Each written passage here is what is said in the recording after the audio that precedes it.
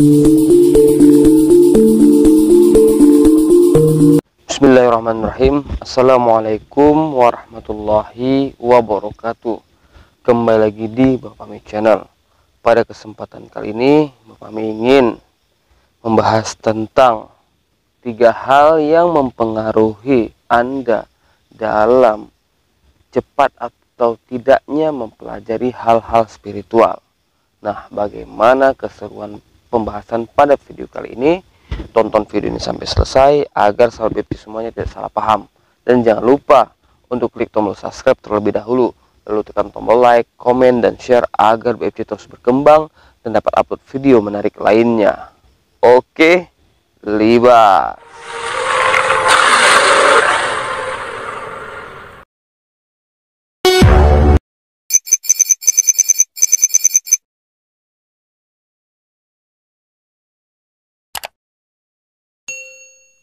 Alhamdulillahirrabbilalamin. Wassalatu wassalamu ala asrofil anbiya'i wal mursalin wa ala alihi washabihi ajma'in. Amma ba'du. Pertama-tama dan yang paling utama, marilah kita tetap mengucapkan puji dan puji syukur kita atas Allah Subhanahu wa taala yang mana sampai saat ini kita masih diberi kesehatan, keselamatan, kekuatan dan nikmat panjang umur sehingga kita dapat berjumpa dan bertemu di Bapak Mi Channel. Dan tak lupa pula sholawat berangkaikan salam kita hadiahkan kepada junjungan kita Nabi Muhammad SAW. Semoga dengan seringnya kita bersolawat maka akan kita tergolong umatnya yang mendapat syafaatnya di hari akhir kelak. Amin ya rabbal alamin. Nah, sebelum melanjutkan pembahasan tentang 3 hal yang mempengaruhi Anda dalam mempelajari ilmu spiritual, ya, berhasil atau tidaknya atau lambat atau cepatnya dalam mempelajari hal spiritual, inilah yang mempengaruhi menurut pemahaman BFC gitu kan. Jadi sebelum melanjutkan ini, BFC kembali menghimbau jika ada yang ingin berkonsultasi silahkan DM di IG-nya BFC. Tapi yang belum dijawab mohon maaf gitu kan, karena berhubung memang masih ada banyak kegiatan, jadi pembuatan video pun juga agak lebih tertunda, agak cukup lama gitu kan. Ya mohon maaf lah gitu, tapi tetap akan selalu ada video-video baru gitu, video-video menarik lainnya gitu. Nah, jangan lupa ya di DM dan follow juga IG-nya BFC di Babah Asrofami 18, nanti ada di layar video. Nah, jadi kita lanjut aja ke pembahasannya, itu mengenai 3 hal tadi. Ya tentunya hal yang paling pertama, paling utama gitu kan, tak lepas dan tak terhindar dari izinnya Allah Subhanahu wa taala.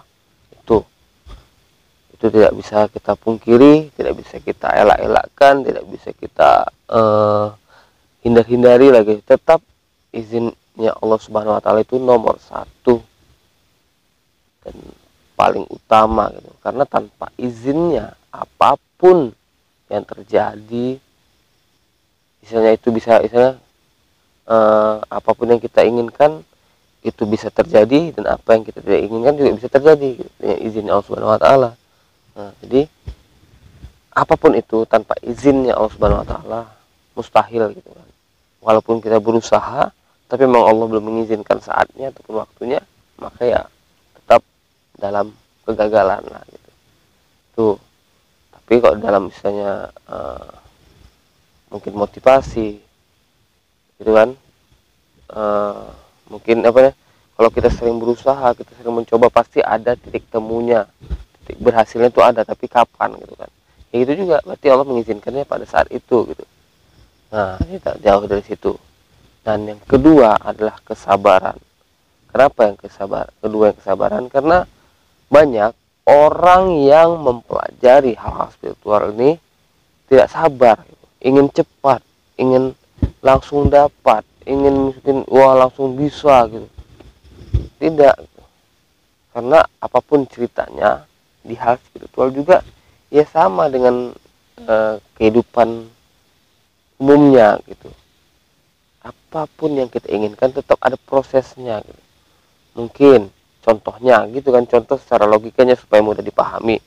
Ketika Anda ingin membeli sesuatu, mungkin ya kita bilang membeli handphone, ataupun membeli, kita bilang kamera, ataupun membeli baju pakaian gitu, pasti ada proses yang kita lalui. Mungkin ya bangun pagi, mandi dulu, rapi-rapi, siap-siap dulu, baru menggunakan sepeda motor berangkat ke pasar ataupun berangkat ke pusat pembelanjaan, toko gitu.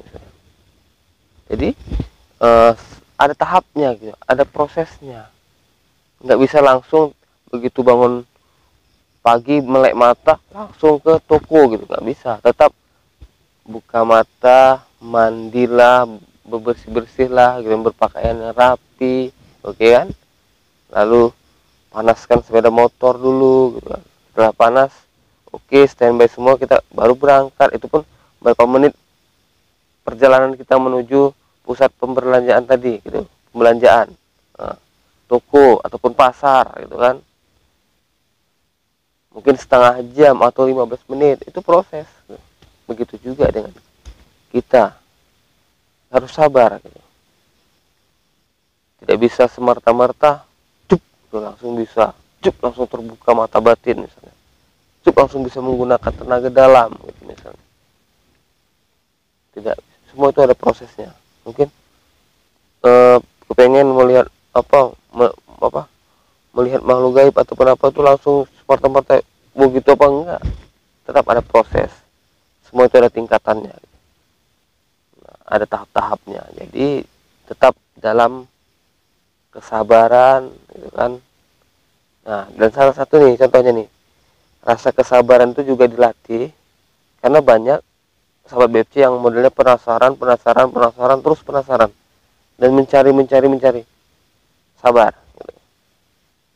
Semua itu ada waktunya, ada prosesnya, tapi istilahnya cuman ya, kita boleh tahu, kita boleh menanyakan hal seperti itu, tapi dalam arti tenang, jangan menggebu-gebu gitu kan. Ya karena banyak gitu kan, bukan ya yang enggak sih konsul, ya cerita lagi nih, banyak sahabat WC itu yang bahasanya itu seperti ini, berapa banyak sih khodam yang sama saya, apa-apa aja sosoknya gitu. Waduh, ya bukannya kita enggak mau membukanya, tapi yang sering saya lihat, yang saya sering itu hanya mungkin sebatas ini yang dominan, ini yang sering ikut, ini yang sering mendampingi gitu kan. Kalau dibilang ya satu persatu ya nggak mungkin juga gitu kan. Ada juga tata keramanya, sopan santunnya gitu. Nggak bisa, wah ini nggak bisa juga, nggak usah dibeberkan. Tapi untuk menjaga silaturahmi kita juga, ketika bertanya saya jawab, itu yang dominan. Kalau yang lain-lain itu ya udah, kalaupun yang dibersihkan gigi udah gitu, tapi yang ini tetap 2 misalnya ataupun 3 yang dari leluhur biasa itu sering. Tapi kalau yang lain-lain itu ya nempel di sana, nempel sini, itu lebih baik dibersihkan karena itu mengganggu. Nah tuh, jadi itu yang kedua, kesabaran. Dan yang ketiga itu adalah kepekaan, kecermatan, ketelitian. Itu juga mempengaruhi. Kenapa kepekaan? Gini, ketika ada suatu hal, misalnya ini proses terjadi, itu kita tandai, oh ini seperti ini saya mimpi gitu. Contohnya mimpi ini nanti ada tuh jawabannya, tapi tidak langsung malam itu ataupun hari itu juga. Mungkin ada beberapa masa, beberapa waktu, mungkin seminggu, 3 hari, bahkan bisa sampai sebulan baru ketemu jawaban si mimpi yang tadi ini gitu. Nah, itu kita harus peka, cermat, dan ujungnya kesabaran juga gitu. Nah, harus cermat nih, oh nih aku mimpi seperti ini, tiba-tiba kelang seminggu bisa ada kejadian ataupun apa yang berkaitan gitu. Baru kita harus cermat juga, harus teliti gitu dalam menelaah masalah atau menelaah proses-proses yang memang kita alami. Jangan misalnya menggebu-gebu menanyakannya, atau jangan menggebu-gebu untuk mencari tahunya dengan cara mungkin menanyakan ini, tanya ini, jangan. Coba belajar misalnya melatih diri untuk kepekaan, kecermatan, supaya kita bisa istilahnya menjawab teka-teki yang memang proses itu terjadi pada kita gitu. Karena BPC sudah mengalami itu. Kenapa BPC omongkan ini? Karena BPC mengalami ketika mimpi ini ada mungkin sebulan atau sebulan ataupun seminggu atau ya 2 minggu gitu, tanpa sengaja ada kejadian ataupun bahkan ada orang yang menyampaikan begini-begini. Oh, berarti ini sesuai nih, gitu kan? Ketemu jawabannya. Ya udah, nanti begitu lagi begitu. Ya udah, terakhir udah bisa memahami gitu. Jadi nggak perlu lagi menggebu-gebu, nggak perlu lagi istilahnya mencari tahu yang begini begitu, santai aja, slow gitu. Karena memang kebanyakan nantinya orang-orang yang mempunyai kemampuan atau punya keahlian yang seperti ini, itu bawaannya slow, tukang ketawa misalnya contohnya. Nah, ada pun juga yang modelnya nggak mau banyak cakap, ada yang model mau banyak ketawa ataupun supaya itu gimana ya, menutupi apa dia gitu, apa namanya, bosnya itu bisa lah gitu. Karena oh ya jujur aja gitu kan, kayaknya kayak cuman ya, untuk wilayah tempat tinggal saya aja gitu, banyak orang yang belum tahu gitu. Bahkan yang mungkin di luar sana yang tahu karena melalui via YouTube ini gitu kan ya. Tapi ya memang sebagian ada temen nggak semua tahu. Ya udah, saya selalu aja ketawa-ketawa, jadi anggap orang biasa aja gitu. Misalnya dalam arti kayak nggak tahu apa-apa gitu. Ya udah, enjoy gitu. Karena kadang yang kita bahayakan kadang tentang segala macam, nanti takutnya kita bisa bersifat sombong ataupun apalah gitu, jumawa gitu. Itu hal-hal yang saya hindari dan sifat-sifat yang saya ingin jauhi. Makanya dengan cara beristighfarlah kita bisa menghindarkan hal seperti itu gitu. Nah, jadi sahabat BPC juga yang di rumah, yang dimanapun kalian berada, ya tetaplah gitu, enjoy aja gitu. Jangan misalnya nanti punya gini langsung kayaknya apa namanya itu, kayak merasa besar lah gitu kan, karena wah ada gini. Jangan, karena sekuat ya gimana ya, di atas langit masih ada langit gitu.